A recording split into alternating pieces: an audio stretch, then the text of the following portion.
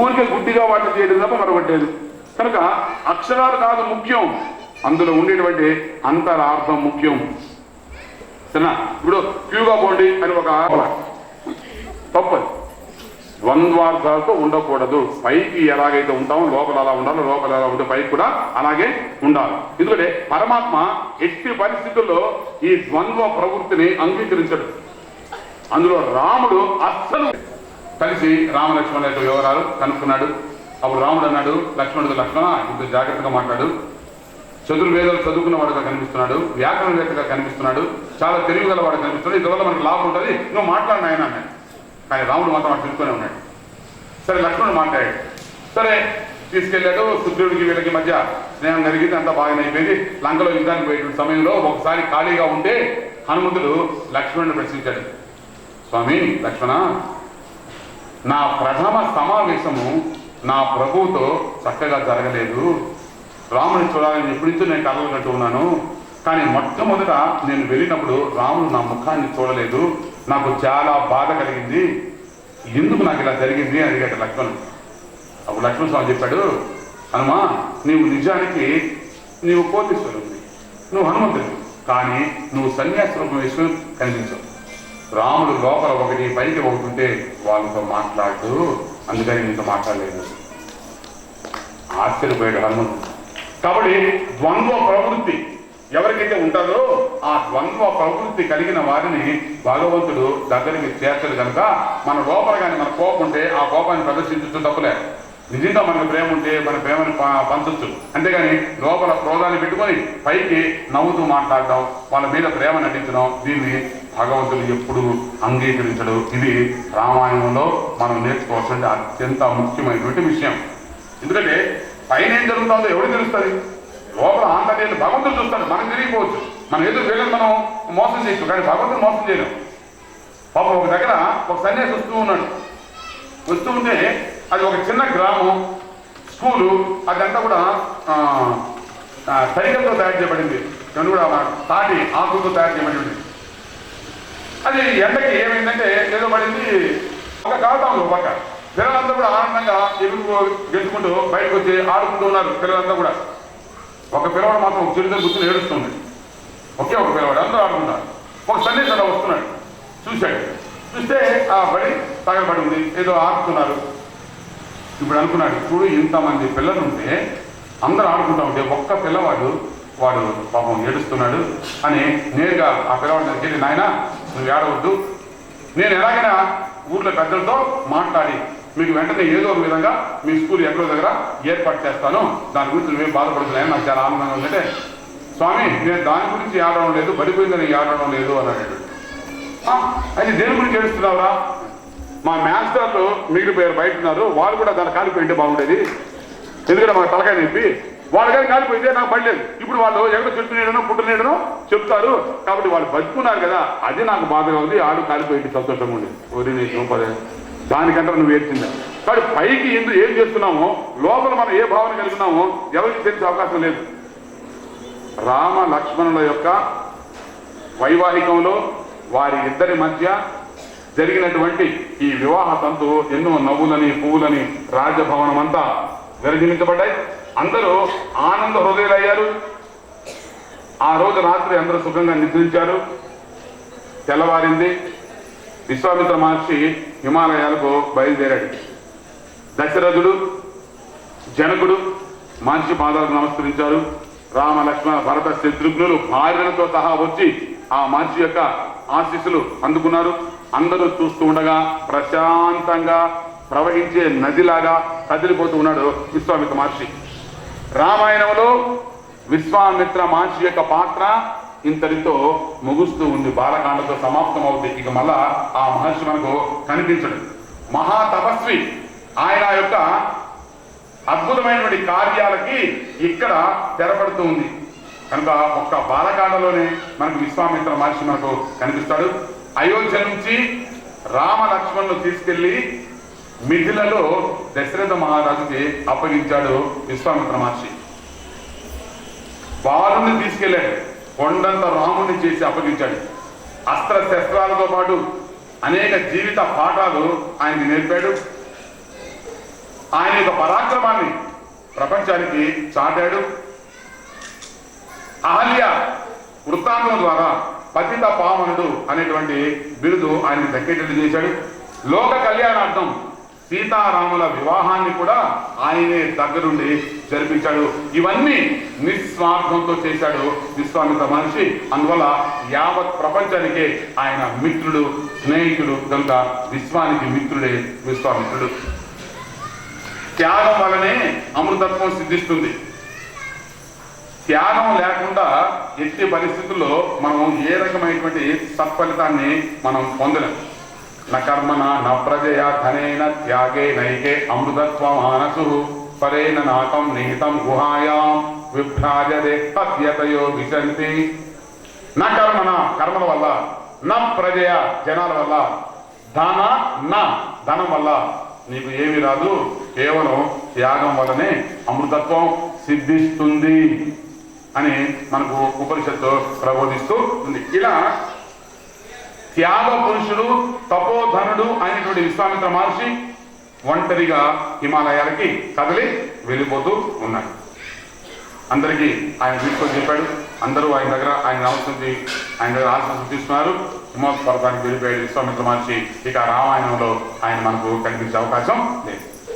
విశ్వామిత్రుడు వెళ్ళిపోయిన తర్వాత దశరథుడు అయోధ్యకి ప్రయాణ సన్నాహాలు సిద్ధం చేయించాడు. జనకుల వద్ద సెలవు తీసుకున్నారు. అందరూ ప్రయాణానికి సిద్ధమవుతూ 9:10 నేను చూస్తాను. పాపం ఎవరు కూడా చూస్తాను. 7 గంటలకు ప్రారంభించాను. ఇంకా చాలా మిగిలింది. ఈరోజు బాలకాండ సమాప్తం చేస్తాను అనుకున్నాను. సరి చేసేస్తాను. ఒక 5 నిమిషాలు, ఒక 5 నిమిషాలు. దశరథ మహారాజు బిడ్డల్ని, కోడల్ని తీసుకొని అయోధ్యకి ప్రయాణం అవుతూ ఉన్నాడు. సీతమ్మని వదలలేక అంతఃపుర స్త్రీలందరూ కూడా ఘోరంగా దుఃఖిస్తున్నారు. సీతమ్మ పెంచినటువంటి పక్షులు, చిన్న చిన్న లేళ్లు లాంటి జంతువులన్నీ కూడా కళ్ళనీళ్ళ పర్యటన అవుతున్నాయట. సీతమ్మ అక్కడి నుంచి వెళ్ళిపోతుందని చిలుకలు, పావురాళ్ళు, గోరువంకలు, నెమళ్ళు, లేళ్లు ఇవన్నీ కూడా ఏడుస్తూ సీతమ్మ వెంట అవి వస్తున్నాయి. పాపం తిరిగత్తిని ఓదార్చగలిగింది కానీ సీతమ్మ వీటిని ఓదార్చలేకపోయిందట. తల్లి వెళ్ళి జనకుని యొక్క పాదాలకు నమస్కరించింది. జనకుడు విరాగి అంటే ఆయనకి దేహ ధ్యాసే ఉండదు. తనవాళ్ళు పనవాళ్ళు అలాంటివి ఉండవు. అలాంటి విరాగి అయినప్పటికీ సీతమ్మని గుండెలు హత్తుకొని ఓరున విలపించాడు జనకుడు.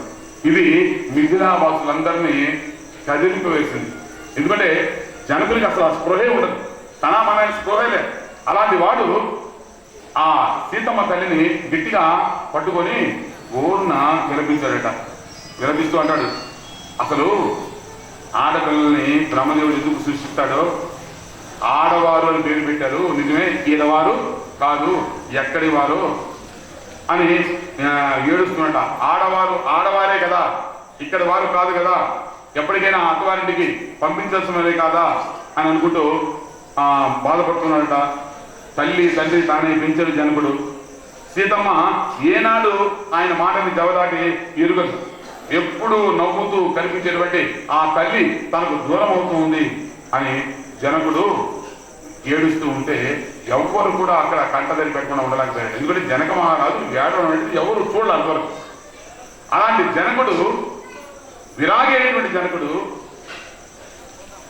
మమకారమే తెలియనటువంటి జనకుడు ఈరోజు సీతమ్మ వెళ్తూ ఉంటే విలపించినటువంటి దృశ్యం ఇటు అయోధ్య వాసుల్ని, అటు మిథిలా వాసుల్ని అందరినీ కంట తడబెట్టించింది.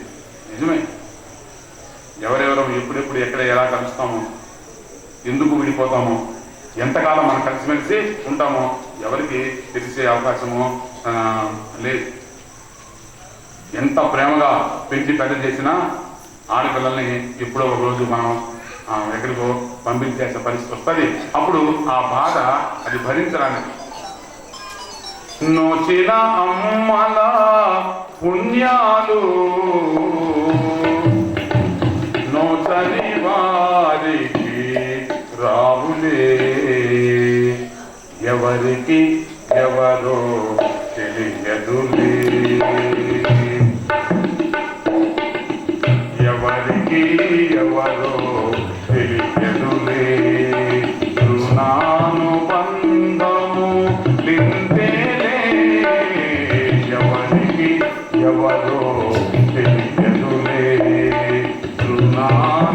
బంధము లిందేలే ఎవరికి ఎవరో తెలియదులే నోచిన అమ్మల పుణ్యాలు నోచని వారికి రావులే ఎవరికి ఎవరో తెలియదులే రుణానుబంధము లిందేలే ఎవరికి ఎవరో తెలియదులే నవమాసములు మోసి నిన్ను కన్నది ఒక ఇల్లాలు కృష్ణ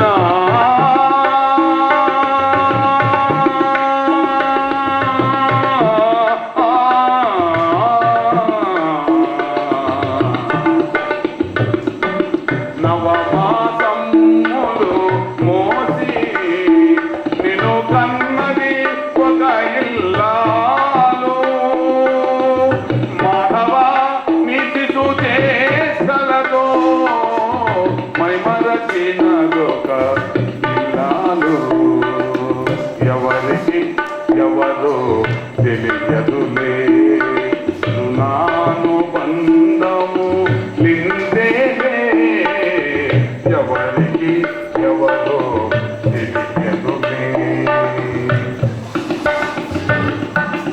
నిన్ను గన్న ఆ దేవకి నిలిచెను గొడ్రాలై నిన్ను గన్న ఆ దేవకి నిలిచెను గొడ్రాలై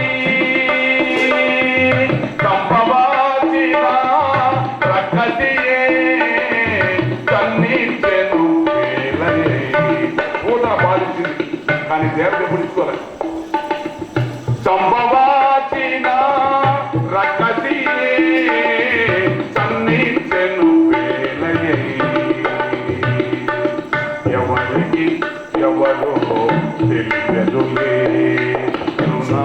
రుణానుబంధము లిందేలే ఎవరికి ఎవరో తెలియదులే కాబట్టి ఎంతకాలం పెంచి పెద్ద చేసిన అమ్మాయిని అక్కవారికి పాపకు తప్పదు ఇంత విరాగి అయినటువంటి జనకునిలో ఇంత దుఃఖాన్ని ఎవరు చూసి భరించలేకపోయారు అందుకని జానకి మాత ఉండలేక పల్లకి బంగారు పల్లకి ఎక్కి ఆమె ప్రయాణానికి సిద్ధమైపోయింది అందరూ అయోధ్యకు బయలుదేరుతున్నారు మధ్యలో పరశురాముడు వచ్చాడు పరశురాముడు రాముడిని అడ్డగించాడు రామ నీవు శివధనుస్సుని విరచడం కాదయ్యా ఇంకో ఇది వైష్ణవ జాపం నా దగ్గర ఉంది దీన్ని విరచమన్నాడు కానీ శ్రీరామచంద్రుడు ఆ శాపాన్ని అతి సునాయాసంగా విల్లు ఎక్కిపెట్టి విసరమే కాకుండా బాణాన్ని సంధించి ఎక్కడ విడిచిపెట్టమంటామని అడిగాడు దాంతో ఆ పరశురాముని యొక్క అహంకారం అంతా కూడా పూర్తిగా నశించిపోయింది ఇప్పుడు సాక్షాత్తు శ్రీమన్నారాయణుడే అని గ్రహించి ఆయనకు నమస్కరించి ఆయన తన దారిని తాను పోయాడు తపస్సుకి ఇప్పుడు అందరూ కలిసి సంతోషంగా అయోధ్య నగరంలో ప్రవేశించారు దశరథుడు సపరివార సమేతంగా అయోధ్య చేరాడు అయోధ్య అంతా కూడా చక్కగా అలంకరించబడి ఉంది అనేక తోరణాలు ముగ్గులు అందరూ కూడా రామ సీతల్ని ఆహ్వానించడానికి ప్రజలందరూ కూడా తండోపతండాలుగా నాట్యాలతో భేరీలతో అభివృద్ధి చేరారు అందరూ ఆ సీతారామ లక్ష్మణ భర్త శత్రుఘ్నుల్ని భార్యతో సహా అయోధ్యలోకి తీసుకెళ్లారు మంగళ స్నానాలు చేయించారు వారికి పట్టుబట్టలు ధరింపజేశారు గృహ దేవతల్ని పూజించారు ఇలా కొంతకాలం ఆనందంగా వారి వారి భార్యలతో నలుగురు రాజకుమారులు తండ్రిని సేవిస్తూ ఆనందంగా జీవిస్తూ ఉన్నారు ఒకనాడు యుధాజిత్తు అంటే భరతుని యొక్క మేనమామ రావడం జరిగింది భరతుడు శత్రుఘ్నుని తీసుకొని కైకేయి దేశానికి వెళ్ళడం జరిగింది ఇక్కడ శ్రీరామచంద్రుడు మరియు లక్ష్మణుడు దశరథ మహారాజుని సేవిస్తూ రాముడు సీతతో లక్ష్మణుడు ఊరినతో సంతోషంగా కాలాన్ని వెళ్ళబుచ్చుతూ ఉన్నారు ఆ వారి యొక్క ప్రేమలు చాలా గొప్పవి సీతమ్మ రాముడు ఒకరిని ఒకరు ఎక్కువగా ప్రేమించుకునేవారు అని అంటాడు అంటే సీతమ్మ రాముడిని ఎంత గొప్పగా తనకన్నా ఎక్కువగా ప్రేమిస్తాడు రాముడు తనకన్నా సీతమ్మని ఎక్కువగా ప్రేమిస్తూ ఉంటాడు ఇలా మేడ్ ఫార్ ఈచ్ అదర్ అని ఒకరికి ఒకరు క్షణం కూడా వాయకుండా ఒకరి సుఖాన్ని ఒకరు కాంక్షిస్తూ వారు ఆ యొక్క అయోధ్యలో కాలాన్ని గడిపారు. వారిలో ఎవరి ప్రేమ గొప్పదో నిర్ణయించడం బ్రహ్మకు కూడా సాధ్యం కాదు అని అందరూ చెప్పుకోవడం ప్రారంభించారు. కనుక వారి ప్రేమతో పోల్చాలే కానీ ఇతరుల ప్రేమలతో, ప్రపంచంలో మరొకరి ప్రేమతో పోల్చే అవకాశమే లేదు. అందువల్ల సీతారాముడు లక్ష్మీ నారాయణ లాగా శోభిస్తూ ఉంటే అయోధ్య నగరం వైకుంఠమై భాషిస్తూ ఉంది. దీనితో బాలకాండ సమాప్తం. ఆత్మబంధులారా, ఇది 8వ రోజు. గత 8 రోజులుగా ఈ చిన్న ముక్కాల్ గ్రామంలో మనం ఈ యొక్క బొబ్బాయి అది ఎంతో అద్భుతంగా ఉంటుంది అని చెప్పడానికి ఇంత చిన్న గ్రామంలో ఇంత జనం హాజరు కావడమే దీనికి నిదర్శనము అని నేను మీకు తెలియజేస్తూ, ఈ 8 రోజులు కూడా ఉన్నవాళ్ళు ఎంతమంది వచ్చారు కాకుండా అటెంటివ్ గా విన్నారు, చాలా ఆనందంగా విన్నారు. అందువల్ల ఏ కొద్ది మంది సరే తప్పనిసరిగా పరిణామము వస్తుంది, మార్పు వస్తుంటుంది అని నేను మనసావాక్య కర్మన నమ్ముతున్నాను. నేను చేసినటువంటి ఈ యజ్ఞం సత్ఫలితాన్ని ఇచ్చింది అని నేను సంతోషంగా, ఆనందంగా నేను మా ఊరికి తిరిగి వెళ్ళిపోతున్నాను. మీకు అందరూ కూడా నమస్కరించి మీకు తెలియజేస్తున్నా. ముఖ్యంగా చాలా సంతోషాన్ని ఇచ్చింది ఈ యొక్క యజ్ఞం. అప్పుడు ఏదో నేను చెప్పాను, ఏదో పోయాను కాకుండా ఆయన అబ్బాయి ఎవరో గుర్తుపెట్టుకున్నారు. దాన్ని గుర్తుపెట్టుకొని దాన్ని అడిగాడు. మీరు అన్నదా నేను తప్పకుండా చెప్తాను, చెప్పకుండా వెళ్ళిపోకూడదు. ఇన్ని రోజులు చెప్పిన రామాయణం అంతా పక్కన పెట్టిన అంతా మర్చిపోండి, అనవసరం.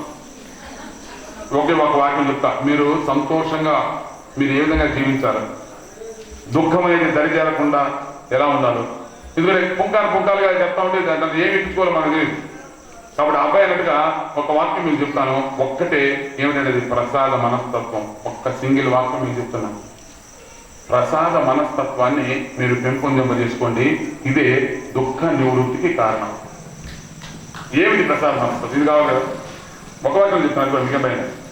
ప్రసాద మనస్తత్వం అంటే ఏమిటి అంటే, లేని వాటి గురించి అరులు చాచకుండా ఉన్న వాటి గురించి వాటిని గుర్తించి ఆనందం పొందడమే ప్రసాద మనస్తత్వం. అంటే నాకు హెలికాప్టర్ లేదు, లేకపోతే నాకు విమానం లేదు, నాకు ఇల్లు లేదు, నాకు పలానా లేదు, నాకు ఉద్యోగం లేదు అనుకునే దానికన్నా నాకు ఈ శరీరం ఉంది, ఉన్న శరీరం సక్రమంగా ఉంది, చిన్న ఇల్లు ఉంది, భార్య ఉంది, పిల్లలు ఉన్నారు, వేసుకోవడానికి బట్టలు ఉన్నాయి. భగవంతుడు నీకు ఏవైతే ఇచ్చాడో ఆ ఉన్న వాటిని గుర్తించండి, లేని వాటి గురించి ఆలోచించకండి. నాకు అనవసరం. ఏవైతే ఉన్నాయో అవి నాకు భగవంతుడు ఇచ్చాడు అని కానీ మీరు గుర్తించగలిగితే ఆ ఉన్న వాటి వల్ల మీకు ఆనందం కలుగుతుంది, మీకు సంతృప్తి కలుగుతుంది. ఆశీస్సులు అందిస్తున్నాను. అలాగే ఆనందంగా ఓపికతో శ్రవణం చేసినటువంటి ముక్కాలు జనం నాకు ఎంతో ఆనందం కలిగించారు. కానీ వారందరికీ కూడా సోదరి వాళ్ళందరికీ కూడా నేను నా హృదయ ఈ కార్యక్రమానికి సహకరించిన గ్రామ పెద్దలు, ముఖ్యంగా అంజయ్య గారు, ఆయన గృహాన్ని కూడా ఇచ్చారు, ఈ యొక్క నివాసాన్ని కూడా మనకి ఇచ్చారు చేసుకోవడానికి. అలాగే గోపినాథ్ గారు రోజు నా విషయాలన్నీ కూడా పేపర్లోకి ఆయన తీసుకొచ్చేటువంటి ప్రయత్నం ఆయన చేశారు. గంగాధర్ గారు, రాజు గారు, ఈరోజు మీకు భోజనాలు పెట్టడానికి ఆయన కారకులు, పోసిటి గారు, వీళ్ళందరూ కూడా తక్కువ మంది అయినప్పటికీ ఈ గ్రామంలో ఇంత పెద్ద కార్యక్రమం చేయడానికి వీళ్ళందరూ కూడా సహకరించారు. వారికి నా ఆశీస్సులు. అలాగే మెట్పల్ జరగడానికి ఆయన కారకులు అయ్యారు, ఆయన కూడా నేను కృతజ్ఞత తెలియజేస్తున్నా. అలాగే కరీంనగర్ సత్యంగా సభ్యులు మాకు దానం వినోద్, నాకు 30 సంవత్సరాల నుంచి నాకు తమ్ముడు లాంటి వాడు. ఆయన మొట్టమొదటి రోజు వచ్చాడు. ఈ రోజు కూడా ఆయన తన యొక్క సభ్యులతో పాటు ఇక్కడికి వచ్చాడు. వారికి కూడా నేను కృతజ్ఞత తెలియజేస్తున్నా. అలాగే నెల్లూరు నుంచి నా తమ్ముడు కృష్ణ వచ్చాడు. ఆయనతో పాటు రెడ్డి గారు, తర్వాత ఆయన మండలాధ్యక్షుడు ఆయన పెన్షన్ నాయక్ గారు ఇదంతా కూడా వచ్చారు. వారితో పాటు ఒక వ్యక్తి వచ్చాడు, అతని పేరు భాష, ముస్లిం, రాముని చేత ప్రభావితమైనటువంటి వాడు. నేను రామాయణం చెప్తూ ఈ కార్యక్రమాన్ని వీక్షించినటువంటి పౌరులందరూ, అలాగే పత్రికా విలేకరులు అందరికీ నేను నమస్కారాలు తెలియజేస్తూ, అభినందనలు తెలియజేస్తూ, ఆశీస్సులిస్తూ, మీకు భగవంతుడు ఆయురారోగ్యాలు ఎలాగో వస్తాయి మీకు నేను చెప్పాల్సిన పని, భగవంతుడి పని, మీకు మోక్షాన్ని ప్రసాదించాలని ఆ శ్రీరామచంద్రుడు నేను ప్రార్థిస్తూ ఇంతటితో ఈ కార్యక్రమాన్ని నేను ముగిస్తున్నాను.